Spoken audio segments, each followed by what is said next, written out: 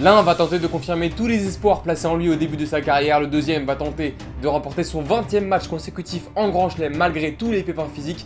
Bienvenue sur Game Set & Talk pour parler aujourd'hui de la deuxième demi-finale de ce Wimbledon masculin qui va opposer Nick Kyrgios à Rafael Nadal, le match qui sera le plus suivi de toute l'histoire du tennis selon Nick Kyrgios. On voit ça tout de suite après le jingle.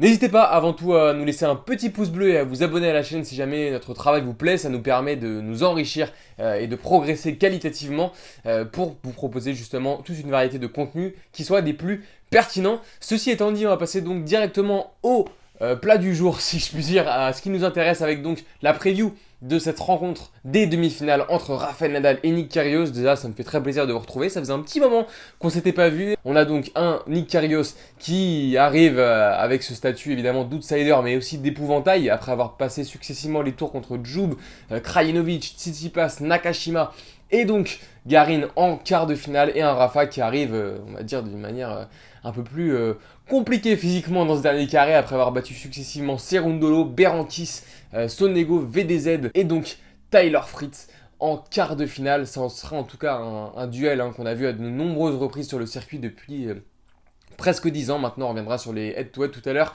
Mais en termes de contexte, comme on l'a dit, on a un Nadal qui arrive avec pas mal d'incertitudes au niveau physique, et ce sera d'ailleurs une des clés du match qu'on a vu croire juste après, avec des examens qu'il va passer aujourd'hui. Au moment où on s'enregistre, on n'a pas encore les résultats, donc il est malheureusement possible que tout ça fausse l'analyse, on verra. En tout cas, c'est pas ce qu'on espère pour le Mallorquin, qui s'est donc imposé contre Tyler Fritz. La review vous avez été faite par Alex et Cons lors du live et de la crème liftée hier, donc on va pas forcément revenir énormément dessus. Et on a un Nick Kyrgios qui lui, en conférence de presse, est davantage revenu sur tout l'aspect de son ancienne vie, j'ai envie de dire, où on avait besoin de le sortir du bar la veille de son match sur le center court face à Rafael Nadal il y a quelques années de cela. Il avoue être resté sur sa chaise. D'ailleurs, hier, on l'a vu sur sa chaise plusieurs minutes après la fin du match pour, se rendre compte de tout le chemin parcouru. On sait qu'en ce moment, il a pas mal d'accusations aussi contre lui et vis-à-vis de son ancienne copine. À quel point ça l'affecte, on ne sait pas. En tout cas, Nick Kyrgios vraiment profite de ce retour au premier plan, et pour la première fois de sa carrière, il sera en demi-finale d'un Grand Chelem. Évidemment, ce sera à Wimbledon. Ce sera la 38e demi-finale de l'autre côté pour Rafael Nadal, évidemment, qui est plus expérimenté à ce stade de la compétition. En termes de face-à-face, on a donc deux joueurs qui se sont affrontés à 9 reprises en match officiel, avec 6 victoires pour Rafael Nadal, qui a remporté la dernière confrontation du côté d'Indian Wells. Sur gazon, ça donne un partout. Nick Kyrgios l'avait battu en 2014 en 8ème de finale alors qu'il était encore tout jeune, et Rafael Nadal lui avait rendu l'appareil en 2019, évidemment sur le center court également. Donc en tout cas, voilà, léger avantage pour Rafael Nadal au niveau des head-to-head et égalité sur gazon. On aura donc le droit à un troisième affrontement, peut-être le dernier entre les deux hommes sur le gazon londonien, qui déterminera donc qui ira en finale de ce Wimbledon 2022. On va peut-être passer tout de suite aux clés du match. Finalement, on va rentrer dans le vif du sujet avec quand même 3 voire 4 clés du match que je vois. Évidemment, la première, c'est l'état de forme de Rafael Nadal. On ne peut pas l'occulter. Alors oui, Nick Kyrgios avait eu un peu mal à l'épaule. Il a avoué que personne n'était à 100% à ce stade de la compétition. Il avait raison en ce qui concerne Rafael Nadal, qui a été vraiment diminué aux abdominaux du fond du court. Rafa l'a dit, ça allait. Mais effectivement, au service, il servait régulièrement entre le 2e, 3e et 4e set à 150, 160 à l'heure en première balle. Ça allait un peu mieux dans le 5e set parce qu'il a avoué avoir trouvé une position qui le faisait moins souffrir. Mais c'est sûr que ça va être une donnée. Parce que quand on connaît l'agressivité de Nick Kyrgios sur presque toutes ses frappes, y compris la première, il va falloir en tout cas que Nadal soit 100%, ou en tout cas se rapproche de son maximum en première balle, soit du moins qu'il trouve les bonnes zones pour pouvoir ensuite attaquer Nick Kyrgios sur son coup droit, parce qu'on a vu notamment que ce soit à Wimbledon en 2014, lorsque Nick Kyrgios il fait le break dans le 4e pour s'imposer au final contre Rafa, et même lors de leur dernière confrontation, que ce soit à Indian Wells cette année, que ce soit à l'Open d'Australie il y a quelques années, ou même à Wimbledon, le fait d'attaquer l'adversaire sur son coup droit, que ce soit Nick Kyrgios sur le coup droit de Rafa ou Rafa sur le coup droit de Nick Kyrgios, ça a vraiment été une des clés.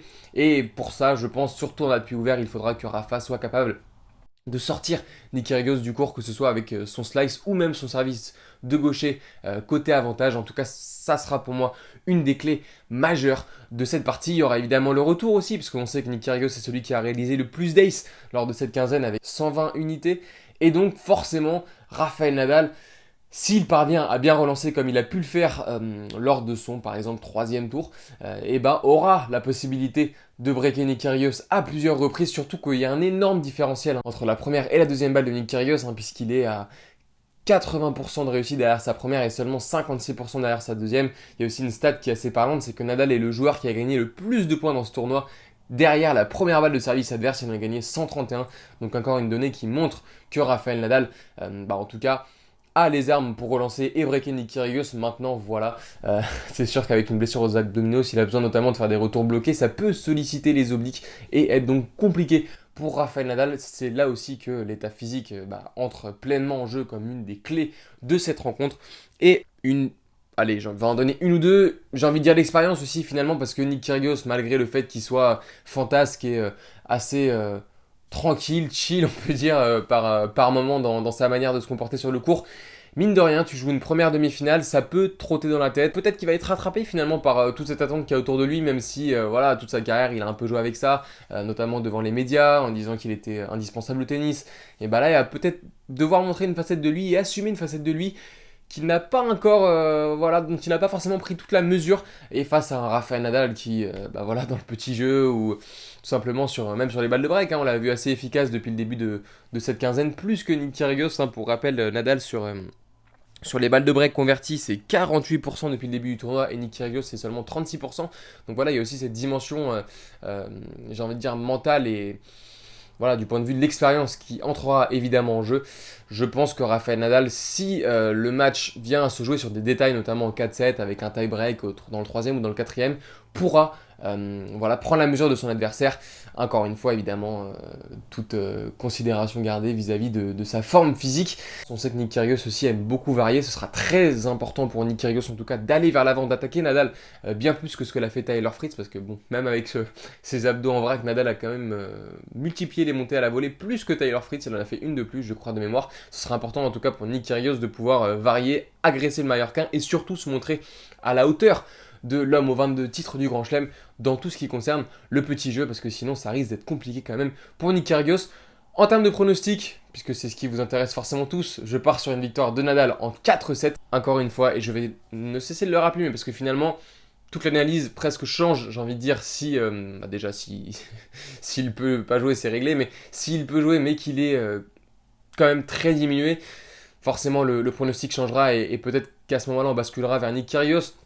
Surtout si ça doit jouer en 5-7, parce qu'on sait que Nick Kyrgios a des stats très favorables en Grand Chelem. En 5-7, il a gagné 10 des 13 matchs en Grand Chelem qu'il a eu à disputer en meilleur des 5-7, en 5-7 même. Et c'est même 6-0 à Wimbledon. Il n'a jamais perdu un match en 5-7 à Wimbledon. Donc en tout cas, ce sera très intéressant de s'y attarder. Surtout que Nadal en 5-7 à Wimbledon, ça n'a pas forcément... Bon, évidemment, il y a cette finale en 2008, mais ça n'a pas forcément été non plus toujours sa tasse de thé. Donc en tout cas, ce sera assez intéressant. Nadal en 4, donc pour moi, s'il est à un niveau physique convenable, n'hésitez pas en commentaire à nous donner votre pronostic. Et nous, on se retrouve dès demain pour débriefer ces demi-finales. Ciao.